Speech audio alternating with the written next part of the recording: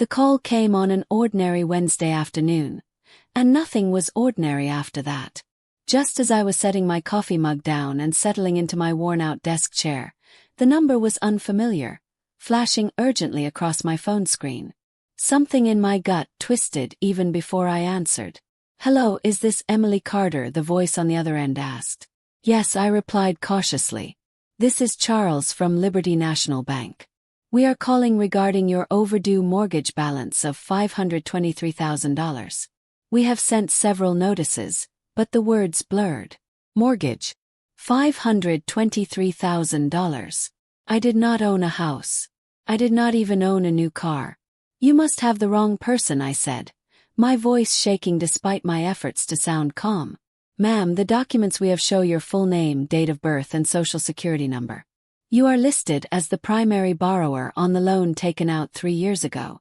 3 years ago. My heart dropped. That was around the time Jessica, my younger sister, had been talking about wanting a bigger house, one she could not afford. I sat frozen, the hum of my computer fan filling the silence.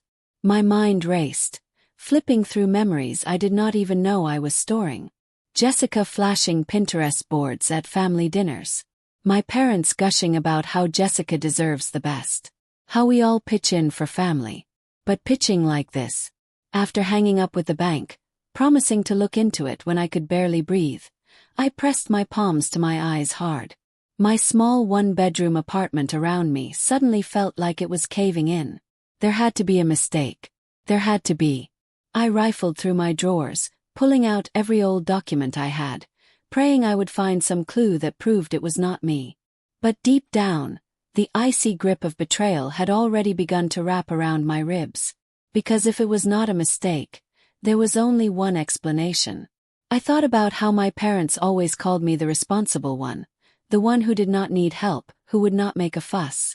Meanwhile, Jessica flitted from one bad decision to another, cushioned by Mom's whispered excuses and Dad's tired sighs. Had always been that way.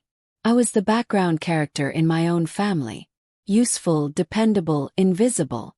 I pressed my forehead against the cool wood of my desk. Tears burned the back of my eyes, but I refused to let them fall. Not yet. This was not just about money. It was about trust, about being treated like my future, my life, was something they could casually sign away without even a warning. My phone buzzed again, this time a text from my mother. "Hey sweetheart, hope you are having a good week. Family dinner Sunday." Family dinner. Like everything was normal. Like my name was not tied to $500,000 of debt I did not sign for. The taste in my mouth turned bitter. I typed back sure and hit send. Because before anything else, before accusations or screaming matches, I needed to know the whole truth. And when I found it, I would decide exactly how loud or how silent my response would be. And something deep inside me promised this time I would not stay invisible. The next morning, after a sleepless night of staring at the cracks in my ceiling, I sat hunched over the kitchen table, a steaming cup of untouched coffee beside me. My laptop was open, tabs multiplying like weeds. Mortgage fraud, forged signatures, legal advice blogs, warning signs of identity theft. But none of it prepared me for what I was about to see. I called the bank again, requesting a copy of the mortgage documents. The woman on the line was polite, almost mechanical, as she emailed them over within minutes. When the PDF opened, my breath caught in my throat. There was page after page filled with my name, my information, and my signature. Except it was not mine. It looked close enough that someone who did not know better might not notice. But I knew every curve of my real signature, every little tremble in my hand. This one was too perfect, too rehearsed. It felt like staring into a cracked mirror. I zoomed in, studying the slanted loops, the heavy tail on the white and Emily, the way Carter was spelled just a little too neatly. My hands started to tremble. How could they do this? How could my own parents? The floor seemed to shift under me. I grabbed the edge of the table, grounding myself. I kept flipping through the pages, heart pounding harder with every line, every loan term, every initial scribbled on the margins, every signature. It was like watching someone rob me in slow motion. And the worst part was, they had not even thought I deserved to be warned. I thought about every family holiday where Jessica was treated like royalty and I was expected to smile and clap from the sidelines every time I picked up the check. Because you are doing better right now, sweetheart. Doing better until now. The walls of my small kitchen seemed to close in tighter. I closed my eyes, letting the storm churn inside me. No tears, not yet, only a growing hollow ache. The betrayal was not loud. It did not come with screaming or slammed doors. It was quiet, sharp, like a scalpel sliding under the skin. I started gathering every scrap of paper that tied me to them financially. Old bank statements, credit reports, even birthday cards where they joked about the responsible daughter. Evidence. I did not know exactly what I would do with it yet, but I knew I needed to protect myself. As the hours crawled by, memories flashed behind my eyes like a cruel movie reel. Jessica showing off her new car after flunking out of college. Mom telling me, "You are the strong one, Emmy. Jess needs a little extra." Dad patting my head like a dog when I graduated without anyone showing up to the ceremony. They had always expected me to carry the weight, to be the net when Jessica fell. This time they had not even bothered to ask. They just signed my future away, assuming I would never fight back. By evening, a neat pile of documents sat on the kitchen table, a silent promise to myself. The girl who once bent over backwards to be the good daughter was gone. Now I was not sure exactly who I was becoming, but I knew one thing. I would not stay silent forever. Sunday came too fast. I stood in front of my parents' house, the house where I grew up, staring at the door like it was the entrance to a courtroom. A part of me wanted to turn around, to pretend none of this had happened, to stay the invisible daughter who did not cause trouble. But another part, the part they did not know they had created, steeled my spine. I knocked once, twice. The door swung open and there was my mother, beaming like everything was perfect. "Emmy, so glad you could make it, sweetheart." "Sweetheart." I stepped inside. The familiar smell of pot roast and lemon cleaner hit me all at once, dragging me back to 100 childhood memories. Only now they felt hollow. Dad was in the living room, half watching a football game, beer balanced on the armrest. Jessica sat curled up on the couch, scrolling on her phone, expensive purse tossed carelessly beside her. None of them even glanced at me properly. I took a seat quietly, my heart pounding so loud it felt like the walls should shake. Waited. Let them get comfortable. Let them reveal themselves. Dinner was served like any other Sunday. Laughter, chatter, Jessica complaining about how expensive landscaping was for her stupid big yard, Dad grunting about the game, Mom doting on Jessica like she hung the moon. Finally, after the plates were cleared, I spoke. "Hey, I have a question," I said, my voice low but steady. 3 sets of eyes turned toward me, mildly curious, like I was about to ask if they had seen my missing scarf. "Does anyone know anything about a mortgage with my name on it?" Silence. A full, thick silence that made the ticking of the wall clock deafening. Jessica was the first to react. She shifted, pulling her sleeves down nervously. Mom's smile faltered. Dad coughed into his hand. I kept my expression calm, almost blank. I did not raise my voice. I did not accuse. I just waited. Mom was the first to break. "Honey, listen," she started, reaching across the table like we were discussing the weather. "It is not a big deal. It is family. Jessica just needed a little help qualifying for her loan. That is all. It is not like you are actually paying anything. Not a big deal." Jessica chimed in, voice defensive. "You have good credit, Em." "I do not. It is not fair that you would not help. It is just paperwork. Just paperwork." I leaned back in my chair, letting the words settle around me like ash. They did not even think it was wrong. They had convinced themselves it was normal, that I was the bad guy for being upset. I nodded slowly, keeping my face carefully neutral. "Thanks for explaining," I said quietly. Jessica shrugged, already reaching for her phone again, as if the matter was closed. Mom beamed like she had soothed a silly little tantrum.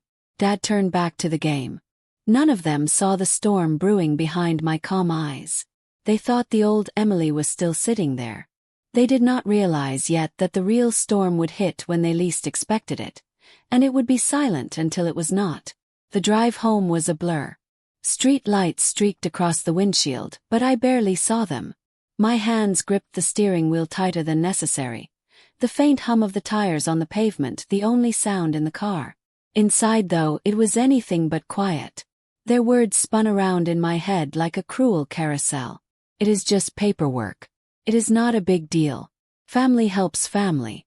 I thought about every sacrifice I had made. Every time I swallowed disappointment to keep the peace. Every time I picked up Jessica's mess behind the scenes. And for what? So they could handcuff me to a $523,000 debt without even a phone call. I pulled into my driveway and sat there, staring at the darkened outline of my small house. For a long time I did not move. I let the betrayal settle deeper into my bones, burning a hole I knew would never fully heal.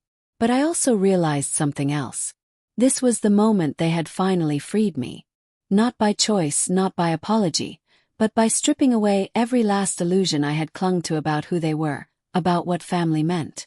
There was nothing left to protect anymore. No love to cling to, hoping it would fix itself. They had drawn the line. Now I would decide what side I stood on. I went inside, changed into my oldest sweatshirt, and opened my laptop again. This time I did not search for advice. I searched for answers. Solutions. Lawyers who specialized in mortgage fraud. Articles about suing family members. Steps to remove your name from a fraudulent loan. The world felt colder, sharper. But for the first time in a long time I felt awake. I stayed up late into the night reading, taking notes, mapping out everything. If they had expected me to roll over and cry about it, they did not know me at all. I was not going to scream. I was not going to throw fits or demand apologies that would never come. I was going to be smarter, quieter, deadlier. I thought about every moment they had made me feel small. Mom brushing off my college acceptance with a distracted "that is nice, honey." Dad laughing when I told him about the promotion I earned without anyone's help. Jessica sneering. "Not everyone is perfect like you, Dad." I was not perfect. I had just been surviving, carrying the weight they tossed aside without a second thought. And now I would carry my own weight, and I would watch them crumble under the one they tried to pin on me. As the clock struck 2 a.m., I closed the laptop and sat back, exhaustion washing over me. But it was not the hopeless exhaustion I had felt before. This time it was the heavy calm of someone who had made a decision. I would free myself. I would protect my future. And when they realized what I had done, it would already be too late. Some lessons cost nothing. Some lessons cost everything. They were about to learn the difference. The next morning, I woke up with a clarity I had not felt in years. It was strange how betrayal, once fully realized, could sharpen the mind instead of breaking it. I called out of work, telling my boss I needed a personal day. She did not ask questions. I think she heard something different in my voice. A quiet finality that did not invite small talk. My first stop was a local coffee shop not far from downtown. It was quiet, tucked between a florist and a bookstore, the kind of place where secrets could be discussed without anyone caring enough to listen. I sat at a corner table, nursing a bitter black coffee, waiting for my appointment. At exactly 9 a.m. he arrived. Mr. Warner, a real estate attorney recommended by a friend, someone known for being discreet and ruthless when necessary. He was older, sharp-eyed, with the no-nonsense energy of someone who had seen too many ugly family battles to be fazed by one more. I handed him the documents I had gathered. The mortgage papers with my name plastered across them, the letters from the bank demanding payments, my credit report showing the hit my score had taken. Mr. Warner flipped through the stack methodically, eyebrows drawing together slightly. When he finished, he set the papers down and looked at me steadily. "You understand what this means, right?" he asked. I nodded. They committed fraud. Identity theft. Technically it is criminal. Hearing those words out loud felt like a punch and a bomb all at once. Fraud. Identity theft. Not just family drama. Not just a misunderstanding. Crimes. I did not cry. I did not rage. I just leaned in and asked the only question that mattered. How do I fix it? Over the next 2 hours, Mr. Warner laid out the plan. File a police report. Notify the bank in writing, officially disputing the loan. Begin proceedings to have my name legally removed. Sue if necessary for damages. It would not be fast. It would not be easy. And it would absolutely destroy whatever fragile ties remained with my family. But it would also save my future. As I listened, taking notes carefully, I realized something important. I was not doing this to them. I was doing this for me. They had made their choices. I was just choosing differently now. When the meeting ended, Mr. Warner shook my hand firmly. "You are doing the right thing, Emily," he said. "Do not let guilt make you weak." I tucked his card into my wallet and left the cafe, stepping into the bright, unforgiving sunlight. Outside, life moved on. People laughed. Cars honked. A mother scolded her child lovingly on the sidewalk. I realized standing there that my life could move on too. Without them. It would not be easy. But it would be mine. And for the first time that was enough. The police station smelled faintly of old coffee and something metallic, like worn-out filing cabinets. I stood at the counter, feeling oddly detached as I explained to the officer that I needed to file a report for identity theft. When he asked for the details, I handed over the thick file Mr. Warner had helped me compile. Documents, timelines, copies of my ID, the fraudulent loan papers. As the officer flipped through them, I caught a flicker of something across his face. Recognition, disbelief, maybe even a small flash of anger on my behalf. "You sure you want to move forward with this?" he asked quietly, glancing up at me. "If I do not," I said evenly, "they will keep taking from me." He nodded, stamped the papers, and handed me a copy of the report. It was official now. From there, the dominoes began to fall faster than I had even dared hope. I mailed the certified letter to the bank that same afternoon, attaching the police report and a formal dispute notice. I remember standing at the post office counter, the pen trembling slightly in my hand as I signed the last form. Not from fear. From the weight of finality. There would be no taking this back. The next few days passed in a tense, eerie silence. I did not call my parents. I did not call Jessica. I did not warn them. Instead, I waited. 3 days later, my mother showed up unannounced at my doorstep. I watched her from the window before opening the door. She looked disheveled, furious, and beneath it all, terrified. When I finally opened it, I did not invite her inside.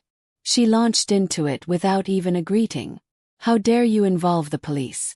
Do you know what you have done to this family?" I listened quietly, letting her words bounce off me like rubber bullets. "I trusted you to be understanding," she hissed. "Jessica needed help. Family sticks together." I tilted my head slightly, studying her. "No," I said softly. "Family asks. They do not steal." Her face reddened, her mouth opening and closing like a fish out of water. "You have ruined everything," she cried. I almost laughed, but I did not. Instead, I kept my voice level, my words like knives wrapped in velvet. "I did not ruin anything. I just stopped cleaning up your messes." And then, without another word, I closed the door. It was the most powerful sound I had ever made. That soft click as the latch caught. I stood there on the other side, heart pounding, but not from regret. From release. Later that night, Jessica tried calling me. 12 missed calls. A string of desperate, angry voicemails. I deleted them without listening. The bank responded within a week. They suspended the loan pending investigation and issued a formal apology for their role in the ordeal. The legal process would still drag on for months, but I had taken the first steps, the right steps. And my family, their world built on lies and entitlement, was finally starting to crack. I did not have to scream. I did not have to fight. All I had to do was stand still while the truth did its work. And somehow that was so much sweeter. In the weeks that followed, the silence grew thick around me. No more surprise visits. No more frantic calls. No more guilt-drenched texts from relatives telling me to just forgive and forget. It was as if I had been erased. From the family group chat. From holiday plans. From their carefully curated image of unity. At first, the loneliness was suffocating. Even when the betrayal cuts deep, There is a part of you, the child still craving approval, that aches when the ties finally snap. But slowly, something else took root inside me. Real peace. I found myself doing things I had neglected for years. I spent Saturdays wandering through farmers' markets, buying sunflowers for my kitchen table. I started hiking local trails, breathing in the cool morning air and feeling the earth steady beneath my feet. I enrolled in a pottery class on a whim, my hands clumsy, but my spirit somehow lighter each time I shaped something new from the raw clay. There was something beautiful about rebuilding. Not loudly, not for show, but quietly, piece by fragile piece. The legal process continued in the background. I responded to emails from Mr. Warner, signed affidavits, collected updates about the loan. Slow unwinding. Each time I saw an official letter with my name on it, Emily Parker, it reminded me. This name is mine. This life is mine. Not a gift from my parents. Not an obligation to my sister. The strangest part was realizing that deep down, I did not want revenge the way I once thought I would. I did not want to see Jessica lose everything. I did not want my parents dragged through public shame. I just wanted distance, freedom, a chance to live without carrying the invisible weight of debts I never agreed to bear. One evening, a few months after it all began, I sat on my small apartment balcony with a cup of tea, watching the city lights flicker to life. I thought about the girl I had been, the one who kept saying yes out of fear, who kept absorbing every blow like it was her duty.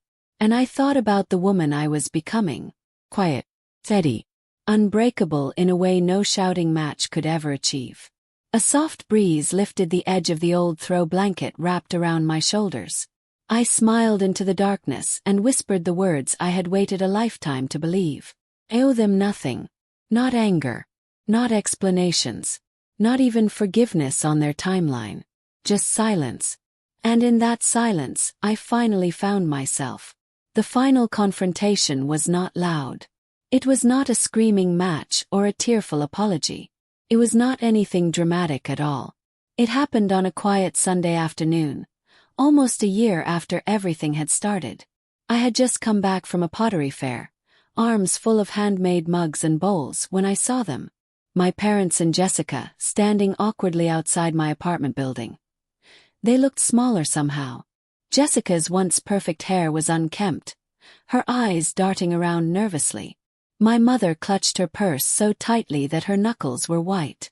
And my father, the man who once bellowed that family was about loyalty, could not even meet my gaze. They were losing everything. The bank's investigation had triggered a cascade of consequences. Jessica's loan had defaulted. The house she was so proud of was foreclosed. And with it, their carefully built illusion of control crumbled. I paused on the sidewalk, the late afternoon sun casting long shadows around us. They must have seen the change in me because for the first time in my life, they did not bark orders or demand explanations. They pleaded. Emily, my mother began, voice trembling. We made a mistake, but we are still family. Jessica stepped forward, her voice thin and desperate. I need your help. Just for a little while. Please do not turn your back on us. There was no anger inside me anymore. No burning need to lash out or make them suffer. Just a deep, calm certainty. I set down my bags slowly and stood up straight. I looked at each of them, really looked at their faces, full of fear, regret, and the realization that I no longer belonged to them. They had not come because they loved me. They had come because they needed something from me again. And this time there would be nothing to take. I hope, I said, my voice steady and clear, that one day you understand what real family means. But it is not something you can steal or fake or demand when it is convenient. I picked up my bags again, feeling the weight of them, solid and real in my hands. And as for me, I added quietly, I am finally free, and I am not coming back. Their faces crumpled, my mother's mouth opening in protest, Jessica's eyes welling with tears. But I did not wait to hear what they said next. I turned, walked past them, and never looked back. As I reached the stairs to my apartment, I paused for just a moment, the afternoon breeze ruffling my hair. I whispered, not to them but to myself, Sometimes walking away is the loudest thing you will ever say. And with that, I climbed the stairs step by step, leaving behind everything that had once broken me. And ahead of me, a life that was finally beautifully mine. Some stories are not about revenge. They are about reclaiming your voice. Emily did not destroy her family. She simply chose herself for the first time. And sometimes that is the most powerful decision you can make. If this story moved you or reminded you of a silent strength inside yourself, do not forget to like the video, share it with someone who needs to hear it, and subscribe to our channel for more powerful true life stories that inspire, empower, and heal. Your strength starts with your story. Let it be heard.